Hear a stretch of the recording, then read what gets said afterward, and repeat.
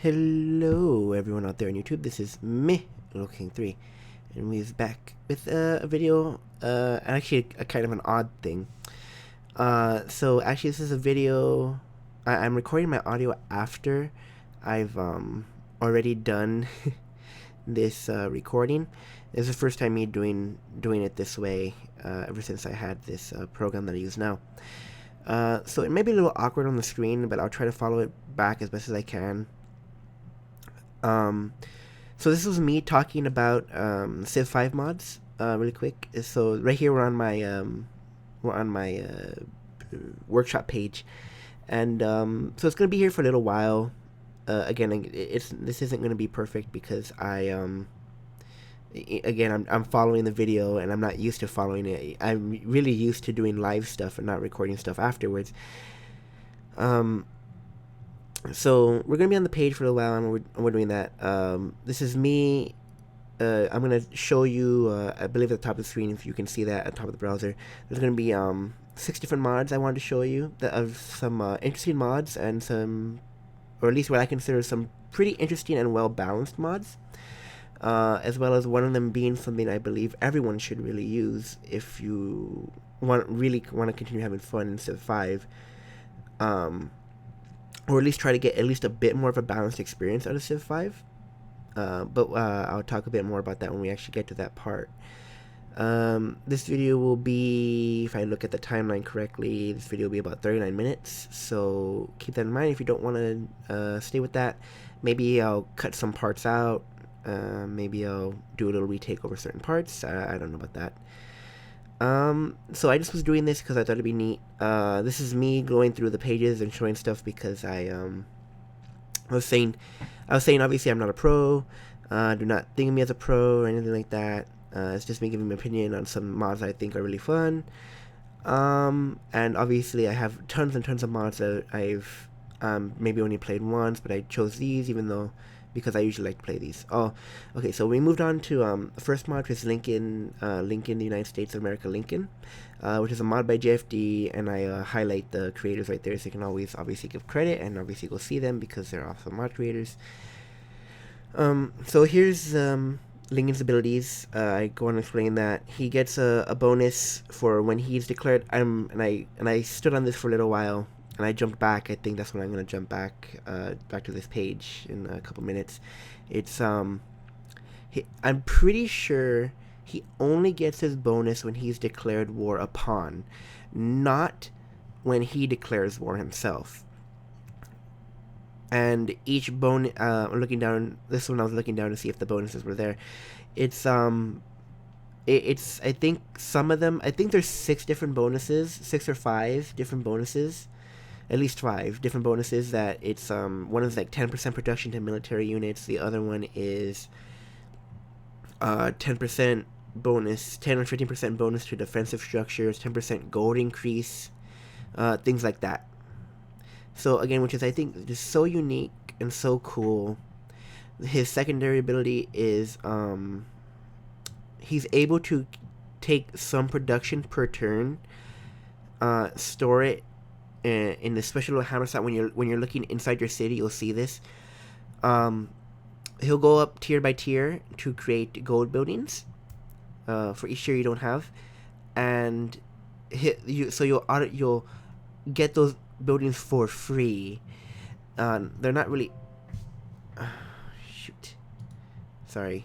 That's gonna pop up, isn't it? Oh wow. Hopefully that doesn't happen anymore. Sorry, that was email notifications. What was I saying? Oh, so so they're not really free. You are sacrificing some production per turn in order, just a little bit per turn in order to put towards these buildings, but you don't actively have to build them. And then I was talking about his U-boat. His U-boat thing is just again a little bit more just a little bit of flexibility. They can either be they can be purely offensive by being range units, or they can be a bit more utility, being melee units with a medic promotion, basically. And then we came to his special cannon, which is much more on the defensive side. It gets bonuses for being in a bonus place, basically. And I was going on to say that I don't believe this is I don't know if this was a bug or not, but whenever I played the mod, uh, even when I got into later eras, I was always able to build the Patriot rifle, which I don't know if that's supposed to be the way it is. To me, that's pretty strong considering, again, the way in Civ 5 it works. When you upgrade a unit, it keeps any special promotions. You just gain different negatives or change around those negatives, But all the bonuses usually stay the same as when you level them up. So I mean, if you get those Patriot rifles and then you have lots and lots of gold, you can always have really strong siege units. Granted, it's going to take a lot of gold to upgrade from it's a replacement for the cannon. Yes, it's a replacement for the cannon. It's going to be like to upgrade that into like rocket artillery, That's still going to take quite a bit of gold. But I mean, it's definitely doable, So I think I'm going to be on this page for like another minute or so. Again, it just feels so awkward recording after the fact because I had messed up. Also, there's like two small breaks. There's like two small pauses I took. Oh yeah, that's me jumping back and forth real quick. There was two small breaks that I took because an interruption happened. But actually, I'm really hoping there's no interruption on this one, so that won't be an issue. Let's see. So we're still there. I'm not really doing anything right there. And the next part, unfortunately, I probably will cut down a good bit. Like, if anything, like, I'll stop the recording, snip that part off, and then make the video a good bit shorter. Because the next mod, which is the one I was talking about, the more crucial mod, I ended up talking quite a bit about, so I'll probably cut that down, unfortunately. But it's like a really interesting mod, and I want to talk about a good bit. You can still hear it in my voice, though. I'm still a little sick. I feel I'm a little bit better than I was yesterday when I tried to record this. So I'm hoping that's the thing. I guess one thing I could say while we're just waiting for me to switch over to that thing, so I don't have to cut, make tons of little snippets. Oh, never mind. There it is. So right here's the Reform and Rule mod. Right there's the person who made it. Oh no, that's me jumping back again. That's really weird. No. Oh no, the other one was me scrolling up. I'm sorry. Keep in mind that on this program that I use right now, the screen's a smaller screen, a preview screen when I'm recording over the audio. So yeah, that's the thing. Oops. I just realized. Oh, I think I just have YouTube open on the other one. I totally forgot that it records the bottom part too. It's a little annoying.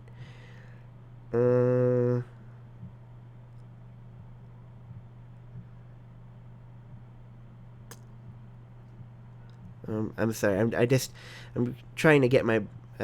This is what I mean. If any of you have watched my videos before, this is how I am. I'm not doing this professionally or anything, and I hate having to make tons of small little snippets and edits. So, I mean, worst comes to worst, I just zoom in on the screen on that. So whatever. So you might not even see it later on. I'll decide whether or not it's important for me to zoom in on that.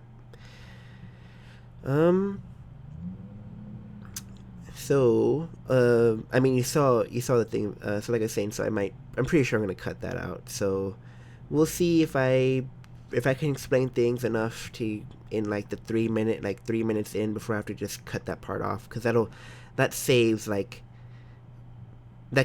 10 minutes in the video. This is me just still saying a little bit about Lincoln because I had forgotten originally to talk about his gold ability. And again, it doesn't give you any kind of particular boost. It's not ridiculous, because you are sacrificing a little bit of production per turn to even get them anyways. And again, they're not like it's specialty buildings. It's not like he gets a special gold building and then gets that for free. No, that's not the way it works.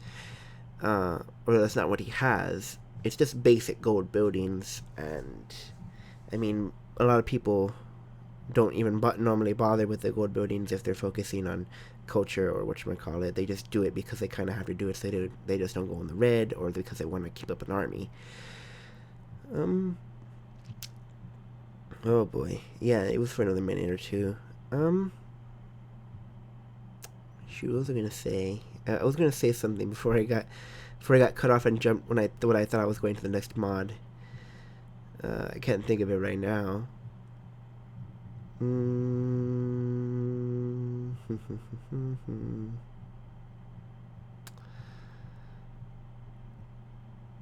Yeah, I am taking a long time here. I'm definitely gonna cut out that part, but I'm gonna try and get through the next mod really fast then, because the other ones I go by really quick in, so there's not gonna be an issue there. It's just I spent a bit too much time on these first two.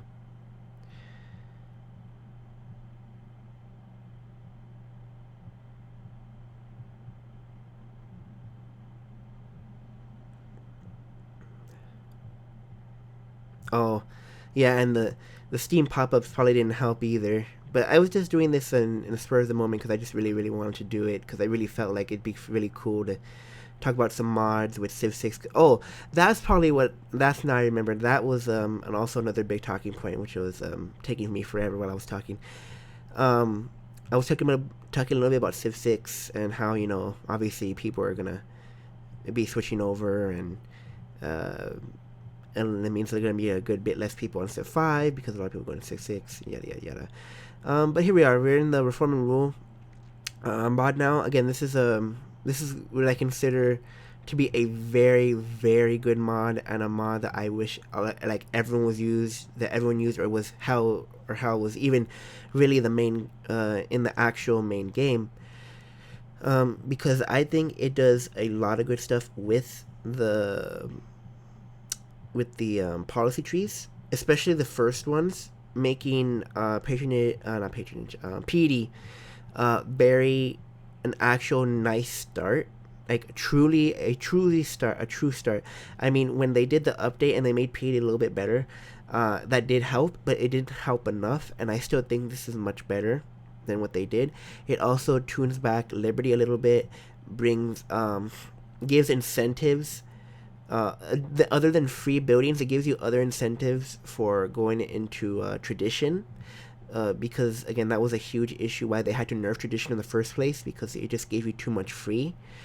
Um, um, Again, turning back a little bit, was still making Liberty still good start.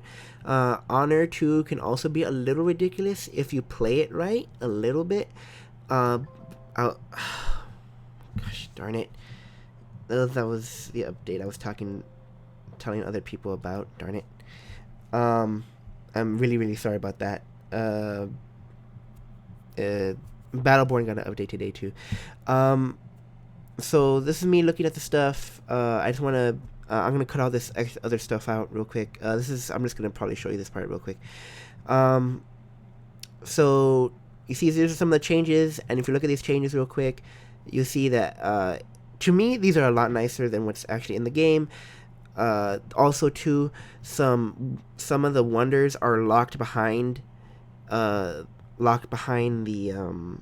social policies a bit better, so that people, if you truly do want to go full on the lighthouse, you can only get when you have exploration, so no one can cheat you out of that true sea ruler of the seas effect. You have to go PD if you want Stonehenge, so no one can cheat you out of your religion, or getting those first strong steps in religion. Even though yes, there's no religious victory in this game, but you still want to truly rule religion to even bother going for it. So I will stop this recording right now. I'll stop here, cut out this part, and I'll go on recording to the next mod. Again, this is a really awesome mod. I in the original recording I showed a lot of the pieces, of the beginning policies. But I don't want to do that right now. I want to cut this down a little bit, so I will stop here, and I'll see you in a second, guys. Oh, okay. So we're back, guys.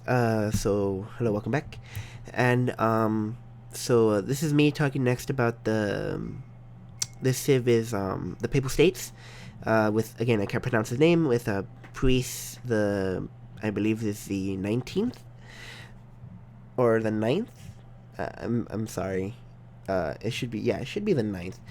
Um, so what I think is really interesting about him is the fact that instead of culture, you start with a face point, because he is a obviously the Papal States were the was the state of the Catholic Church, and so you might think that that is really bad. Like, how are you going to unlock your policy and your policies?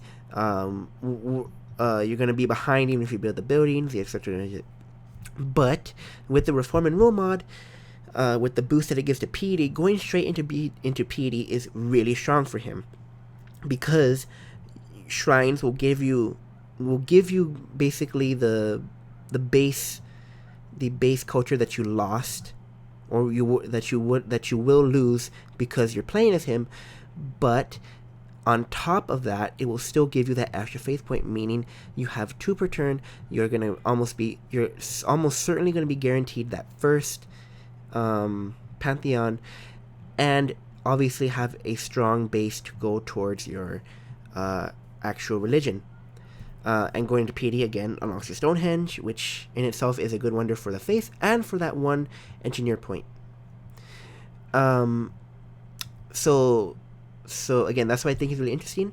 The other thing is his apostles, which I believe are just an additional unit. They are not something that replaces anything. They are able to what are they able to do?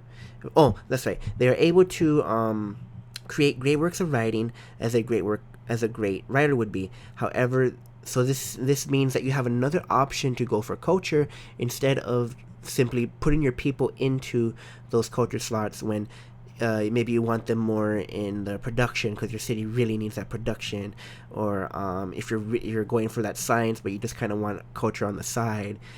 They are well, again, for him, because you really should be focusing on your religion. For him, they are cheap alternatives to cheaper alternatives to writers. In a second, there will be a tiny skip. I don't think it's noticeable for you guys. I did just want to say that. So give me a second while I think it skips. Okay, yeah, there was a tiny little jolt right there, so that was a skip. Sorry about that. So that was the pause I was talking about.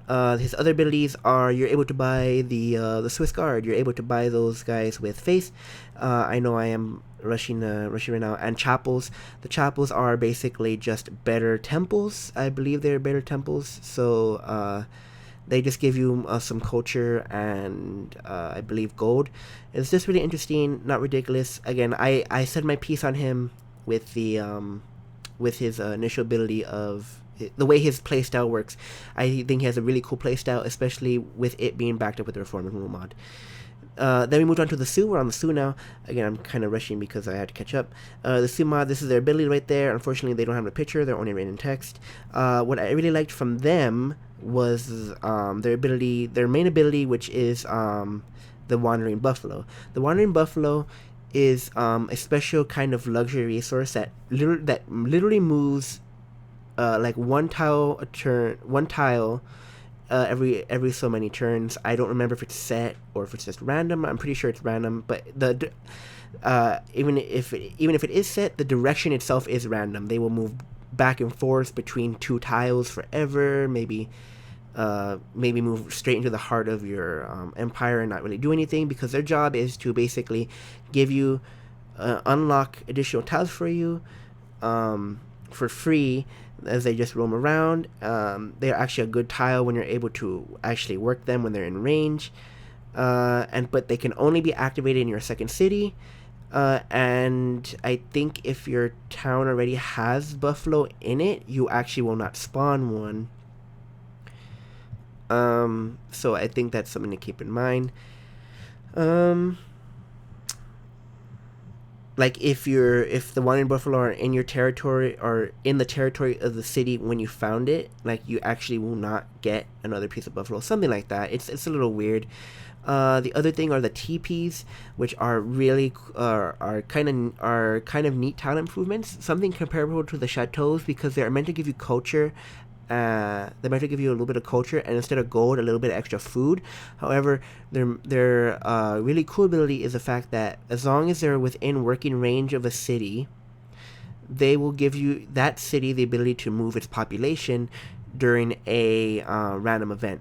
Yes, the event is random. It can happen one turn back to the next. I think I've had it happen a couple times. A couple of the events happen in the same turn. We're able to juggle one citizen from city A to city B. I kind of liked it because I liked boosting some of my smaller cities from my main city, saying, okay, here's a population. My city's like at 12 pop. If it goes down to like 10, that's still really fine. And it gives my other cities a really strong boost and head start.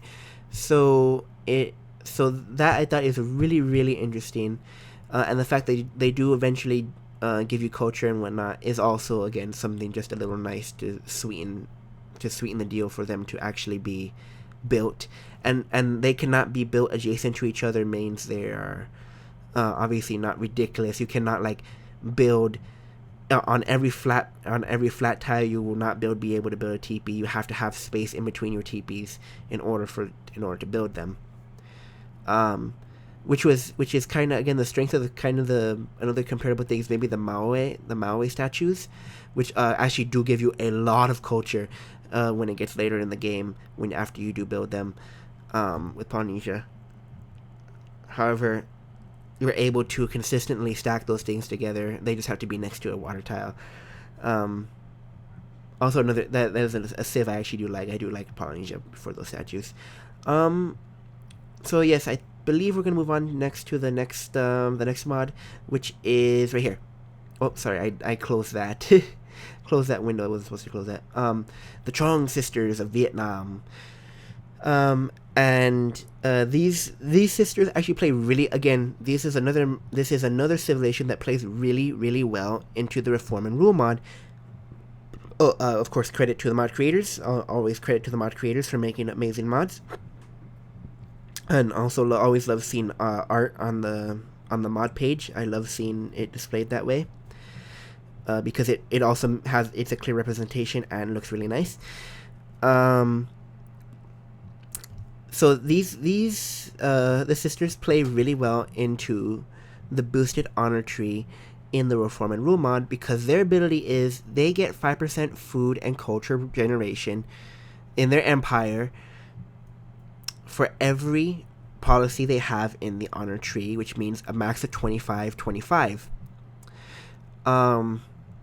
So that, along with a decently better, or at least decently more useful honor tree, maybe not decently better, I say it's just a bit more useful, maybe not that much actually stronger than the base one, just more useful, means that going to honor tree is, again, really awesome for them.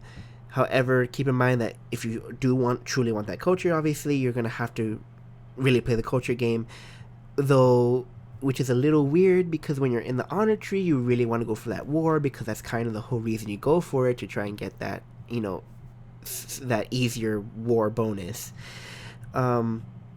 So it's really, you get that choice. You got to see what you really want to do, what you can do on your matches. It's just really, really cool. Their interaction with the honor tree is, I think, really, really awesome and works really well with the other mod. The Vietcong is obviously a really special unit. It has invisibility as well as, that extra movement on jungles and whatnot. However, is completely worthless on flat tiles and cannot capture city, meaning, they're kind of another weird thing. They're good at attacking, but not really. Their water puppet theater is something else there to give them that extra push towards playing the culture game, because it gives you that extra culture, and I believe has an extra slot. I can't really see the stuff right now because it's really small for me right now, but if I remember correctly, it gives you an extra slot, it gives you culture. extra culture. And when it's worked, I think it gives your buildings a structural bonus. I also think they also have a second part in their passive that gives them their buildings in general a structural bonus, but I can't remember right now. So I believe this is where I was coming to the end of the Trung Sisters. Again, the other thing I like is it's a Southeast Asian country, which we unfortunately do not have. I think we really should see more of, because a lot of those countries down there are very diverse and very interesting. And then this is one I just think is really funny, and just very kind of really plays with the mechanics a little bit, is Cuba. This is again, there's the creators, and this is his abilities. And Cuba is, you get the dance hall, which helps boost your culture, and is a little bit cheaper than the I believe it's the amphitheater that it replaces. No, not the amphitheater. What is it? It's one of the later cultural buildings. I can't remember right now. Their Viva la Revolucion ability gives spies some more unique effects, and definitely even some more uses, because spies can generate unhappiness while they're in other people's empires, meaning if they are not a very luxury heavy empire or a very rich empire, they will have a much you can really hurt them with that. You really can.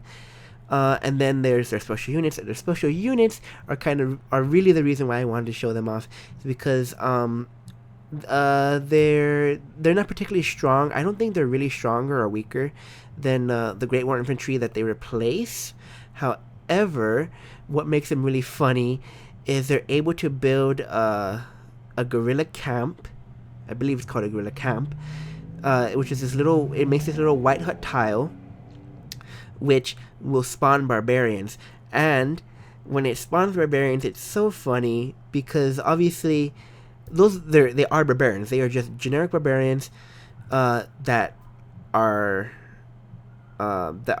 automatically upgraded to the modern age units. They are modern age units. Whatever area you're in, right then and there, they will be those kind of units. Like, I believe when I used it one time, the camp spawned a couple of XCOM units. It was really funny.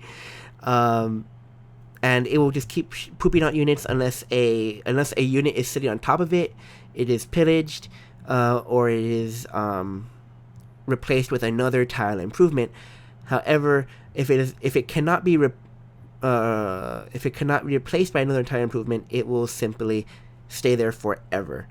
Again, I don't know if that's what he intended, but I've tried removing them, and unless it's built over something else that can be improved, it cannot. It will not go away. So this is the mods. I hope you enjoyed it. I really like these mods. So I'll cut it off here. There's actually going to be a small jump, I guess, while I'm saying goodbye. There. Yeah, right there. So again, that one was a lot less noticeable, but I had to point it out because it was because it's about to be up right now, and I think about 30 seconds. So I just want to say, I hope you like them. Please check out the mods. Obviously, all credit to the mod creators. These are not my mods. These are just my opinions on these mods. I am no professional. Comment, like, subscribe if you want to see anything else. However, yeah, these are just some really cool mods. Love Civ 5. Really looking forward to Civ 6. And this has been me, Logan King 3. And I will see you next time. Bye-bye.